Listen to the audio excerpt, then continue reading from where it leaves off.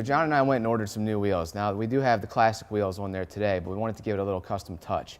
We'll be using this larger one for our back wheel and the smaller for the front. But what we're going to do is we're going to customize these a little further to match our other designs in the car with our VHT satin black wheel paint. So we only want to paint the spoke area in the satin black, so we'll be taping off this polish area here to not allow any paint to get there. We're going to make sure that we prep spray these to clean them and get ready for a fresh coating. So we cleaned our wheels with our prep spray. Now we're ready to paint. What we'll do is we'll lay down 2 light coats followed by 1 medium coat, and we'll wait 10 minutes in between each coat. So let me show you how this is done.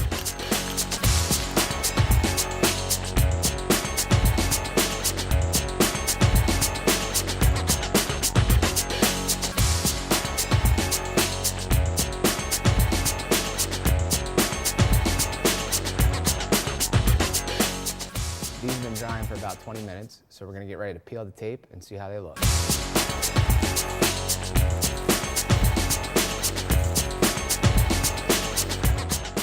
is our last bit of tape, but make sure when you peel on this to peel it up and away so you get a nice crisp line.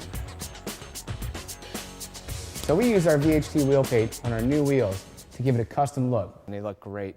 So for more information on wheel paints, go to our website and show us what you can do on our Facebook page, and stay tuned as we continue to work on our 1972 Plymouth Satellite.